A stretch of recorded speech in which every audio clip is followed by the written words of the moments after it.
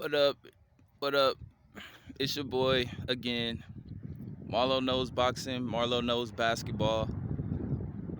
Shout out to my boy Stat Smith Media. You know what I'm saying? Coming to you with the great basketball and boxing content as well. Go ahead and check his channel out. Show my boy some love. Um, just had to make a video, man. Fight week again. Man, a lot of great fights in boxing this year, man. A lot of great fights in boxing this year. This week we got Teofimo Lopez versus Josh Taylor for the unified uh, super lightweight or junior welterweight 140 title belts. It's gonna be a great fight, man. Gonna be a great fight, man. Teofimo Lopez said he's gonna come out and try to kill him. Josh Taylor's clearly very agitated, very irritated. Both guys got a lot of dog in them, so I expect to see a dog fight. Both fighters didn't really look their best in their last fights.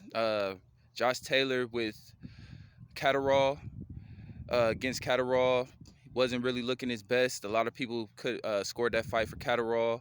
Ultimately, the three opinions that matter scored it for Josh Taylor, that being the judges, so he's still champion, you know what I'm saying?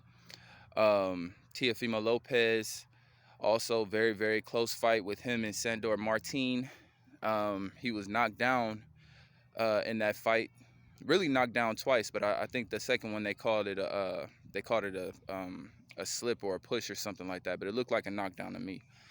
But we'll see which versions of these fighters show up on Saturday night, man.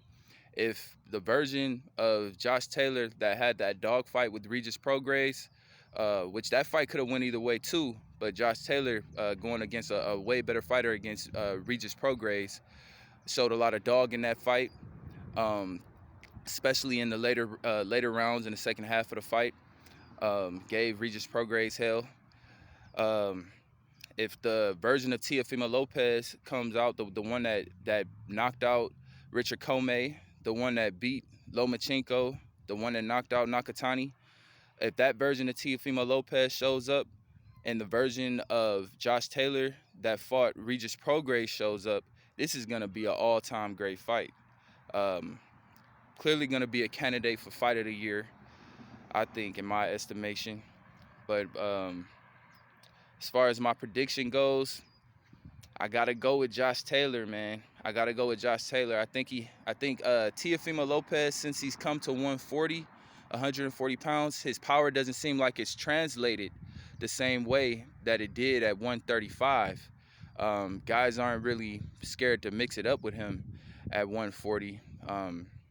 He doesn't seem like he carried that power the same way into the 140-pound division, where he's able to really hurt guys. I don't think he's going to be able to hurt Josh Taylor to the point where Josh Taylor can't take his punches.